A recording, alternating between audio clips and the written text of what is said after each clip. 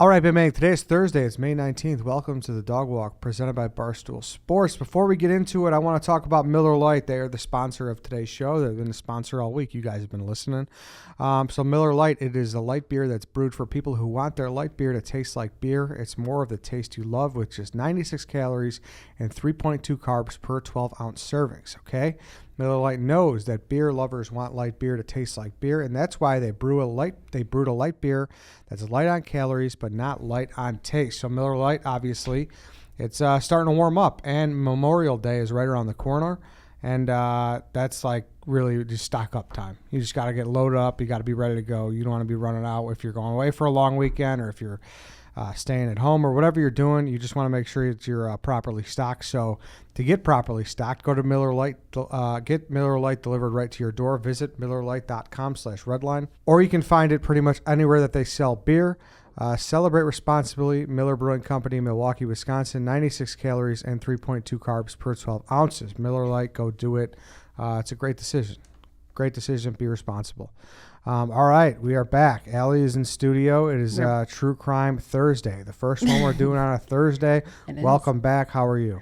Good. We're back after a long hiatus. Little layout. I forget what, 5 weeks maybe? Something like that? It was the documentary we did last. Yeah, the submarine. Oh, that's right. That's right. Kim That's Wall. right. Mm-hmm. Welcome back, Allie. Thank you. How are you? Good. How are you? Good. Doing good. And today we have the tale of the lady in the barrel. Is that right? Yep. Okay. Do you know this one? I don't. I looked up a little bit beforehand, though, so interesting shit. And it didn't ring any bells? No, not really. I know that which is crazy, too, because I know they've done a forensic files about it, I saw. And, like, I'm always cranking those out. I don't know how. Do you watch those a lot or no? No. No, you don't? I like 48 hours. Do you? Yeah. The first 48? The first 48. Really? Yeah. Huh. I mean, those aren't really like documentaries. Those are more like real life. Probably staged, but. Yeah. Forensic, 22 minutes. You know, it does a good job of drumming up the. 22 minutes? Yeah, it's just a half-hour episode, you know. Oh. So with commercials and everything, yeah, you're in and out. And they're always at marathons. It's an awesome, awesome passing the time show, even though it's always about horrible shit. But yeah, I saw they did an episode on this, so I'm definitely going to check it out after this one. So there's another. So I'll preface this case by saying there's a lot of sources that contradict each other out there, and not about like huge crazy things, more so about like timeline and dates and like little semantics. But if you do look into this case, you will find varying dates and whatnot. However, there's another documentary on it. 95% sure it's on HBO Max. It's called Beyond Reasonable Doubt. Have you heard of it? Oh, I don't think so. It's one of those like docuseries, and each episode is a different case, and they have one episode is on the lady in the barrel. Oh, okay. So I watched like that one. That. Yeah, I like that, those series like that. That's different every time. Yeah, and they have like, I mean, at least this series, they do a lot of like the big cases. They do, I think, like the Green River Killer, like a lot of the big name ones. So this particular episode, and when I was writing this episode, I went a lot off of that documentary specifically because it had people that were working the case were narrating the documentary. So I was like, okay, if anything's going to be accurate, it's going to be the people who actually worked the case, right? Yeah. So just as a preface, if you find other details out there, there's a lot of contradicting little semantics and whatnot. But the overall story remains the same. Yeah. So this one actually took place in Nassau County, New York, and the Nassau PD was involved in this and handled the case.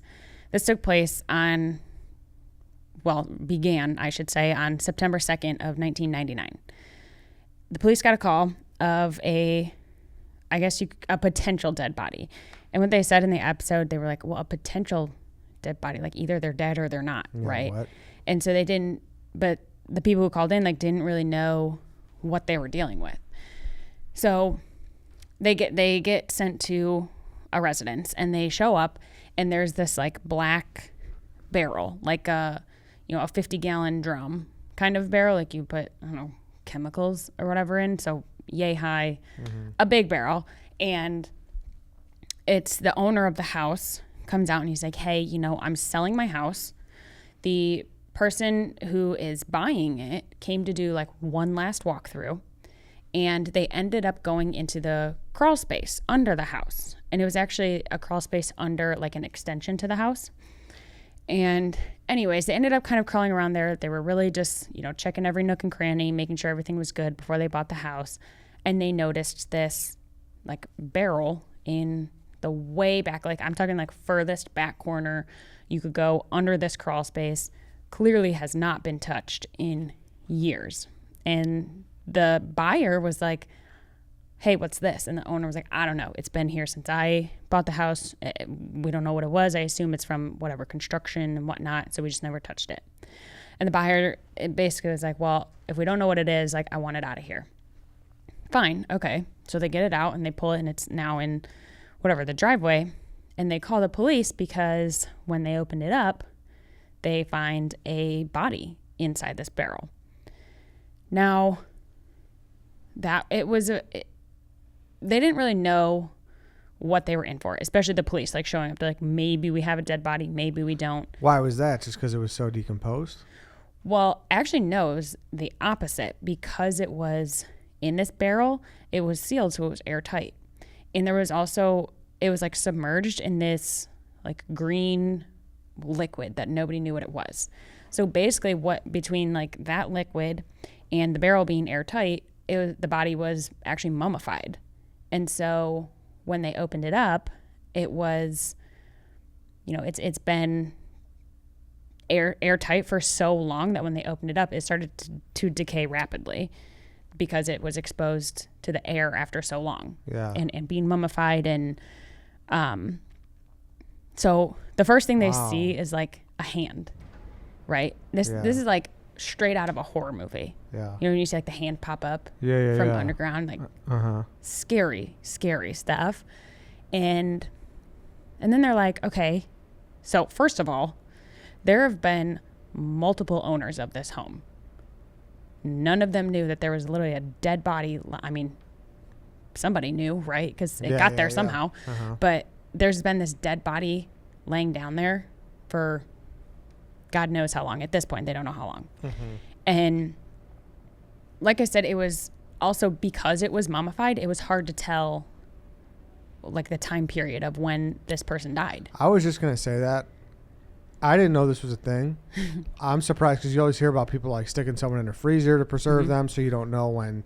You can't give an accurate time of death and when it happened. Yeah. Surprised this doesn't happen more.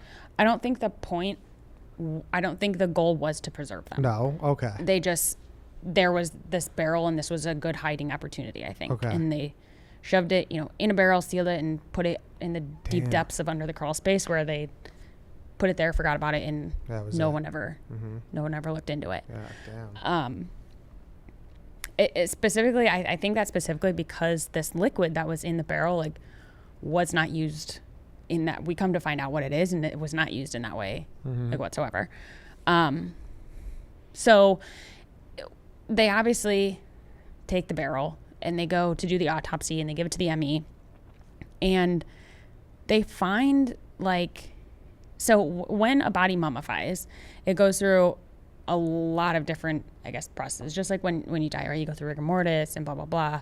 Like, as it's mummifying or as a body is decaying, there's this process, and I don't remember the name of it. It's this long, complicated name, but basically the skin becomes basically like soap, like rubber, and it has like a soapy, I guess, feel to it, if you will. And so that's what kind of the state that this body was in, like very ooey gooey. They were in this like rubbery, soapish state, but bones were still there. The material of the body was still there. It was just in a different state. So what they do is they take the barrel and when they bring it back to them, he's like, this is not a normal autopsy. So they have to figure out, okay, we need to, now that it's exposed to air, it's starting to decay in front of us, and we need to do this autopsy before it's going to destroy the evidence. And then 2, it's in this, we don't know what this green liquid is. We don't know what else is in the barrel. We don't know what state this body is in because we need to get it out to see what's up. So they basically like lay this big plastic, I guess, tarp or whatever you will, and they, slowly dump it out. All this green liquid comes out, and then the body they find it's a young woman, either Caucasian or Hispanic. They don't really know right off the bat. Long black hair and a gold-rimmed bridge in her mouth. Now, she had been shoved in this barrel, basically bent in half. And so they pull her out, and they find out that this is also a woman who was 8 to 9 months pregnant. So, like, very, very pregnant. And she was young. Her skull was crushed. So it indicated to them, obviously, cause of death being blunt force trauma. That right there is a lot to go off of, right? That's a lot to work with. Obviously, their first question is, what is this liquid that she's in? And also when they dump out the barrel, there's a couple other, like, random materials in there. There are these, like, black and white pellets, like rubber plasticky pellets. I think of, like, when you were little, did you make those little, like, figures and then you put them in the oven, or you, like, put them under an iron? Do you know what I'm talking about? Harry, do you know what I'm talking about? What are they called? Like black and white figures that you put under. No, I mean, they were, like, colored, but they were, like, little plastic pellets, and you put them on, like, an outline. So it was like an outline of, like, a heart or something, and then you put an iron on it, and it. Do you know what I'm talking about? I do not know. Nothing? I kind of feel like I'm getting there, but I don't at the same time. All right. Well, if somebody knows what I'm talking about. Yeah. Anyways, there was, like, little teeny tiny black and white plastic pellets. So all of this, like, really strange stuff in this barrel, like, and nothing really having to do with a murder. It was just in there. They also find, and they did not really think much of it, but this couple inches, maybe 6 inches long, fake flower stem. And they're like, okay, whatever, this is probably nothing, but we're going to set it aside anyways. Whatever. And, I mean, just where do you go with that? Like, yes, okay, obviously they're going to start with the body. They've got blunt force trauma to the head. They've got this young Caucasian, maybe Hispanic girl, long black hair. They've got to identify who this is. And they're also still trying to figure out the time period of when this even happened, because there's no indication of that, like, right off the bat. And especially because the drum was sealed airtight, like, it throws everything off. Yeah. So a couple other random items that were also in the barrel was this woman's, they called it a pocketbook. It was her purse. And in the purse was an address book.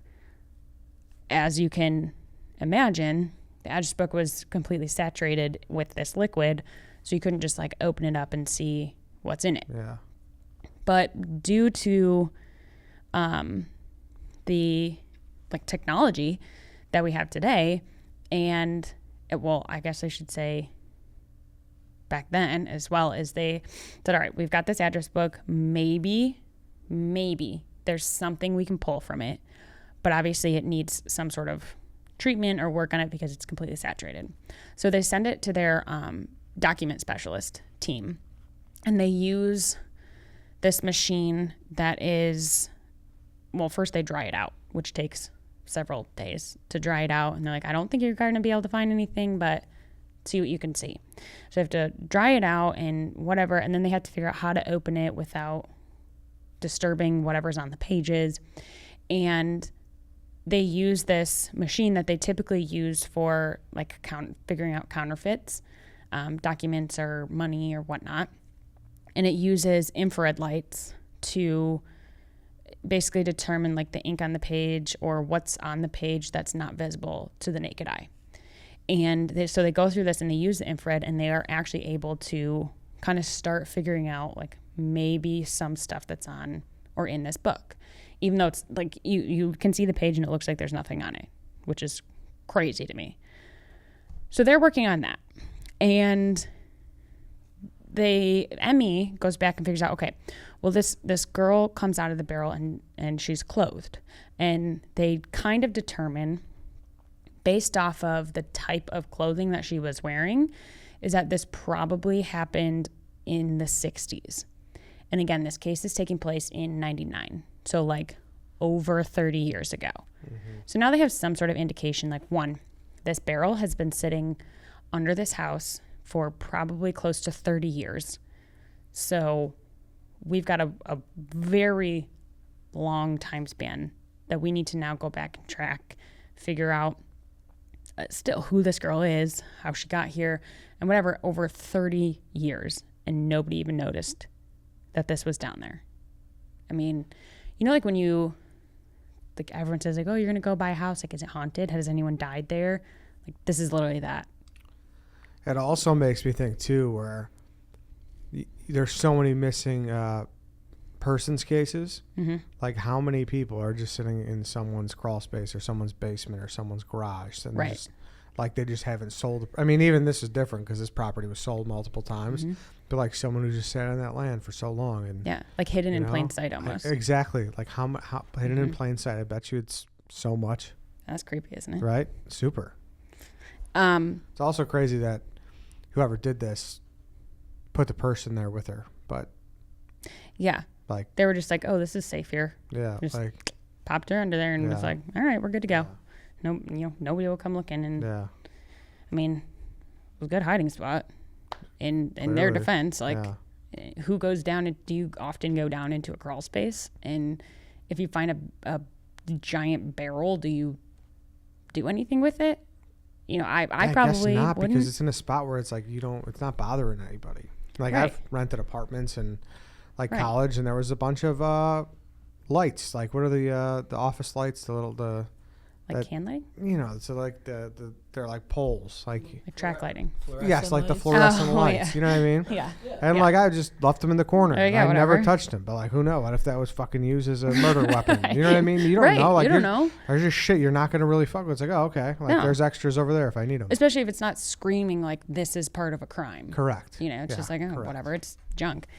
So the police gather, they start with like, all right, well, this was down under a home in a crawl space. Like, somebody knew it was there. Somebody put it there. They start with gathering the records of every person that has owned / lived in this home for the past 30 years. And they actually go talk to the second homeowner first, who basically told police, like, and they go to the second homeowner first because they were under the impression that that guy put the extension on the house and this crawl space was under the extension. So they're like, you know, they go to talk to the guy and he's like, I actually wasn't the one who put the extension on the house, but I did notice that barrel when I was buying the house, but I really didn't, like, it was so far shoved back in the literally farthest corner possible. I didn't really think much of it, and I kind of just left it there and didn't think about it again. And again, why would he? Why would he think, oh, there's probably a dead body in there, No. right? And so, and probably was thinking, like, it's going to be a hassle to even get this thing out of here. Yeah. It's clearly not hurting anyone to his knowledge, so he just left it. Whatever. So then the police go to the first homeowner. His name was Howard Elkin. And, you know, they try and locate him. They're like, okay, so he was the first homeowner. He actually put this extension on the house. He is now located in Florida, which they find out. And to their surmise, they find out that he is a former owner of a plastic flower company. And so they're like, interesting. Because remember, they found that stem, that 6-inch stem in the barrel, and they were like, you know, what the heck is this? But they didn't get rid of it. And they're like, well, you know, whatever, didn't think much of it. But as soon as they find out he owned a plastic flower company, they're like, He's on the radar. there it is. So there also on the barrel was this sticker, and it said GAF. And this was a chemical company that was actually located in New Jersey, whatever this sticker was. And so police actually go to this chemical company to kind of try and find out, like, where this barrel came from, what this green liquid is inside of the barrel, and what it's used for. So they go to the chemical company, and the guy tells them, okay, they bring the green fluid with them, and he's like, all right, this is a dye, a green dye that's used to make plastic molds of miscellaneous, you know, items. And they look it up and they say, okay, well, this specific dye, the specific green dye, was only made to make one thing, and it was only sold to one company, a plastic flower company of Howard Elkins. Boom. And so now the police are like, bada bing, bada boom. This is all coming together very nicely. And so they find out Howard Elkins was the former company owner of Melrose Plastics, but he actually owned it. He co-owned it with somebody. And so police are thinking, all right, well, we want to go talk to Howard, obviously, but we want to also gather as much information as possible first. So they actually go to the former partner in the company. His name is Melvin Gantman. And he's actually somewhat in the area. And by in the area, I mean they've now gone down to Florida, and he lives somewhat in the area of Howard Elkin, but they aren't like really still in touch. Now, Melvin tells police, he's basically like a gold nugget in this case. He tells police that the green dye in the barrels were used to make the flower stems. All right. And he didn't even know what he was like, the pieces he was putting together as he was telling police these things. And so he also told police in the 60s, he got this kind of weird phone call from a landlord looking for Howard Elkin. And the landlord was basically like, hey, you need to come, or Howard needs to come get his girlfriend's belongings from her apartment because she's gone. We haven't seen her in a long time, and I need to re-rent this apartment to somebody else if she's not going to be living here. And so the partner, Melvin, was like, Howard is married with a family. Like, what are you talking about? Kind of thing. He's very thrown off by this. And she's like, yeah, okay, whatever. However, there was this young Hispanic girl with long black hair that actually worked at Melrose, their company. And she also had a gold bridge on her teeth. And that was like a distinctive factor that Melvin remembered. They're like, okay. That's her. Clearly the same girl. And so he was like, yeah, I didn't really know her, but I saw Howard and her together when they were at work a lot. And she worked here from around 66 to 67-ish. And then she left and she was never seen again. And nobody really questioned it. Nobody really thought much of it. Right, again, this is one of those things like a coworker leaves, your first thought is not, oh, they're dead, So that was kind of this, and to clarify, kind of put two and two together, she was the apartment girl. So she's living in this apartment. The landlord's like, hey, if she's not living here anymore, you need to come get her stuff because I need to re-rent this place. Long story short, Howard Elkin and this girl were obviously having an affair, and Howard was renting this apartment for her so that she could live there and he could go and see her.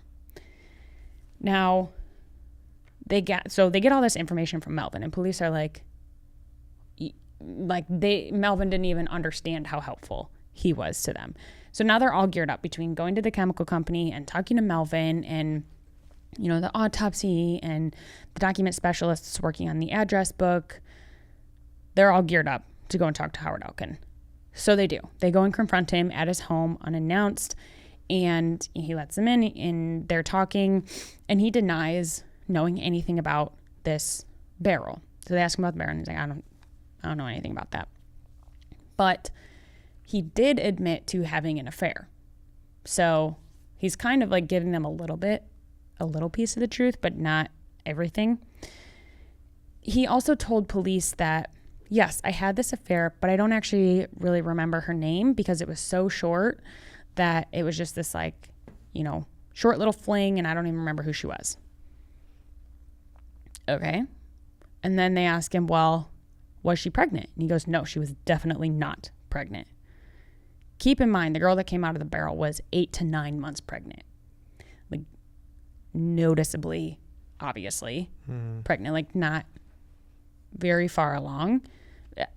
Not far along.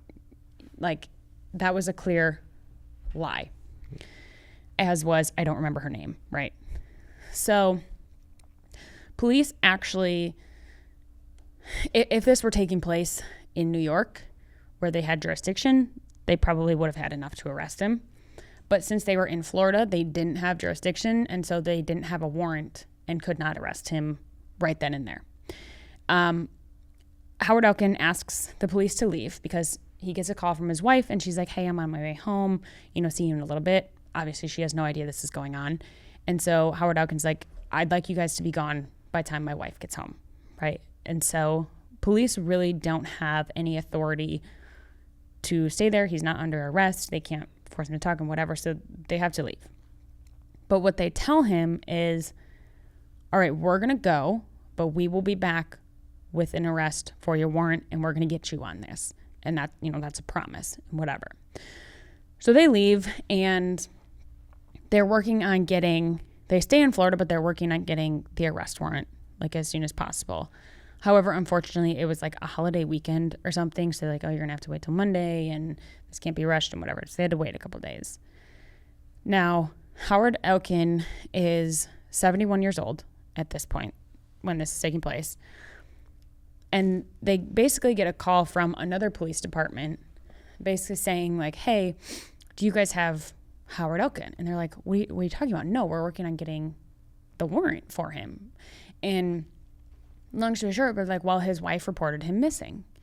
And so when either he was gone before she came home, or she came home, whatever, he disappeared. And long story short, she reported him missing. He was found in kind of a strange, I don't know why he chose this location, but he went to his neighbor's house, went in their garage, and got in their car and shot himself in the head. Dead, obviously. So now, obviously, police are extremely disappointed. They're like, this was our main guy. We talked to him, and we were about to arrest him. Obviously, this was kind of an out for him, where he was like, yeah, here it is. 30 years later, I'm finally getting busted for this. Not worth it. I'm out. The only good thing, I shouldn't say good thing, but the only helpful thing that came from this was that they were able to collect DNA from his suicide crime scene, because blood was obviously all over the place, and they were able to match it to the DNA of the unborn child of the woman in the barrel. Mm-hmm. So we now know that this is his child. He was clearly lying about knowing that this girl was pregnant, and he was clearly lying about not knowing this girl at all, or not remembering this girl, or knowing anything about the barrel. So back to police are basically like, okay, well, this 99% sure this was our guy, but they still have to figure out like exactly who this girl was. And so they go back to the document specialists, and the document specialists use the infrared machine, and they actually recover this number. And it wasn't a phone number. It was actually what looked like to be an alien registration number. And what those typically look like is they'll start with a letter, usually it's an A, and then it'll be whatever 8 or 9 numbers to follow. And obviously, you can look that number up, figure out who it was. And so that's what they do, is they contact immigration services, and they give them this number. They're like, hey, we think this is an alien registration number. Can you look this up? And they do, and it comes back with a name. So finally, police are able to identify this mysterious dead woman who was in the barrel. Her name was Reyna Marroquin, and she came to the U.S. in 1966 from El Salvador. Now, they were also from this address book. They were actually able to recover a few phone numbers, including one of Reyna's friends, Kathy Andrade. Now, side note to this is a lot of these phone numbers, being that they were 30 years old, are not in service anymore. However, when they dial this one number to Kathy, hers is still in service. And they're like, hey, who is this? Can we talk to you? We found this number. And we're just like, yeah, okay. And she agrees to talk to them. She told police that Reyna and Howard were having an affair. It took place in November of 1968, so 2 years after Reyna had gotten here. She was obviously working at the plastic flower company, having an affair with Howard. Howard rented out this apartment for her so they could, sneak around together. She had a place to live. All the meanwhile, he had a wife and kids and whatnot too. So when she became pregnant, this was clearly an issue for Howard. Mm-hmm. Now, what I think really was the breaking point in all of this was that Reyna, being, 8 to 9 months pregnant, she had called Kathy like crying one night, and she was like, I did something terrible. I'm scared. And Kathy's like, what is going on? And Reyna says, well, I called Howard's wife and I told her that I am pregnant with his child. And now I'm scared for my life because I'm scared of Howard what he's going to do. And so she's like, Kathy, will you please come over? Keep me safe and be with me and whatever. So Kathy's like, yeah, okay. She goes to Reyna's apartment. Reyna's not there. She's nowhere to be found. But she can tell that Reyna was there recently because like dinner is still on the table. Nothing is like amiss. There's no signs of a struggle or whatever. And so Kathy's like, knows that this is not a good sign, but also isn't really sure what to do.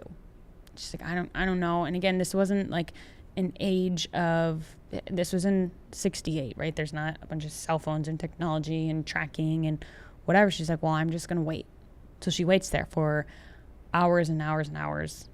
And Reyna never comes home for the next week. She tries to call her over and over again. And eventually she just kind of gives up. And she's like, I never heard from her again. Now,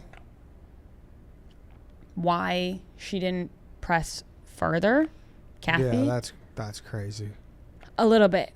I mean, crazy. I mean, maybe. She literally said she thought she was going to be in danger, and then she disappears, and then nothing. Right. And she's in her apartment where it looks like somebody was just there, but she's nowhere to be found, and she can't get a hold of her. I don't really know the hardcore reasoning behind Kathy not reporting her missing or not pushing it further. I don't know if it had to do with like the time, nobody would believe her or whatever. I don't know. But that was it. Reyna was just gone. She never saw her again. She's like that. There she goes. And with all of this information, the police like, okay, well, now we've identified who it was. We kind of have her story. We obviously know who did it, but he's dead now. Mm-hmm. So we can't do a ton about it. And they do end up matching. So kind of the key that brings us all together is that DNA match of Howard to the baby.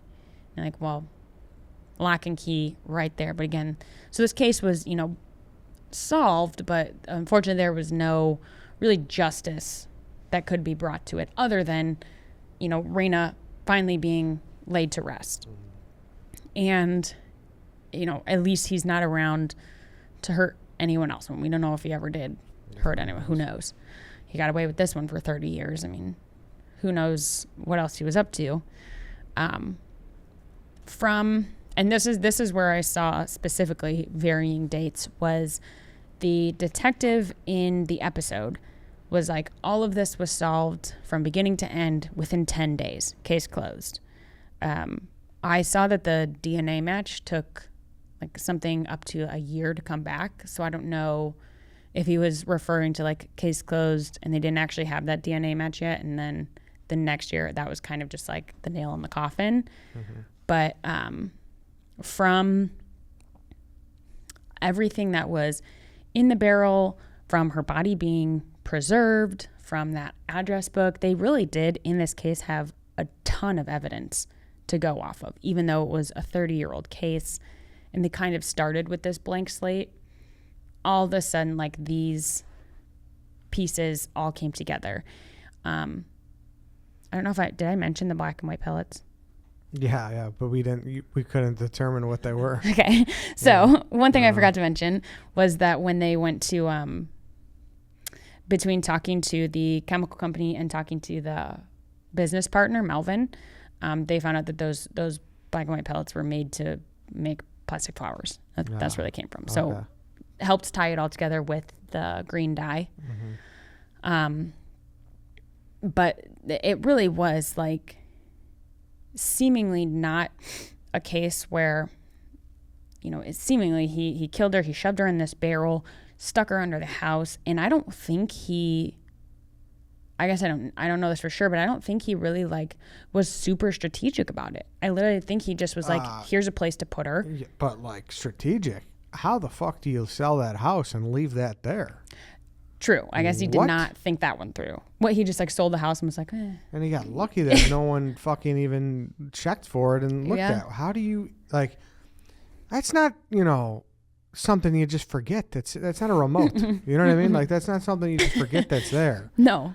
Yeah. That was a pretty bold move on his part. To be like, I don't understand that at all. How the fuck do you leave that there? I mean, I guess, and if the owner, who was buying it asked him about it, but then just like wasn't worried about it, like what did he think? How the owner was like, yeah, I noticed the barrel, but I didn't think much of it. Like what if he had thought much of it and he had been like, let's get that out of here? Like where would she be now? Where would this barrel be now? We might have never found it. Yeah. So yeah, just like a crazy, obviously after 30 years, like nobody but Howard knew she was under there. And this, because they were doing one last walkthrough after this, whatever, third or fourth buyer was going to buy the house. And he was like, I don't really want this sitting under there. That's what got this. That's crazy, man. Case solved. That is crazy. Yeah. And my kind of like unlasting question here would be like, what did the wife do or say to Howard when she got the phone call of like, hey, this lady called saying she's pregnant with your child. Like, what the heck is that? What did he tell her he took care of it? And what did she think that meant? You know what I mean? Yeah, or did he be like, this is a crazy woman, she's lying? Like, I mean, I guess she just did come to the country a couple years earlier, so maybe she thought she just went back. I don't know. Yeah. That's a crazy one. Yeah. You really never heard that one? No. Didn't ring any bells? No, that's a crazy one. Yeah. Holy shit. How do you do? I mean, and also like the guy got to live his whole life, scumbag. So yeah, that's what sucks. Got busted when he was 71 years old. Like, Dirtbag. he lived a full life. He had his. What's the discrepancies though? You said at the top, like there's a lot of different. So the discrepancies I saw were just a couple of the dates of like when and what happened, and then the biggest discrepancy that I saw was like I said in the episode, the detective was like, this was all open and shut within 10 days. But then in some of the sources, it was like, oh, the DNA test came back like a year later. And so to me, that's a pretty big discrepancy. But I'm wondering if the detective was like open and shut within 10 days because there was enough other stuff to be like, we know for sure it was this guy. We know who she was. We know what happened, yada, yada. And then a year or so later, the DNA test was kind of just like a super confirmation of it. Wow. And it's not like they were waiting to go to trial or anything, right? Because they were 100% sure already that it was Howard and he was already dead. So it wasn't, Jeez. Yeah. A wild one, though. That is wild. It's a good episode if you go watch it. I'm going to check that out for sure. Even though I just know I still want to see it, though. Yeah. All right, Allie, thank you. Welcome back. That's it for today, everybody. Thank you for listening. That's it for this week. We will see you guys on Monday.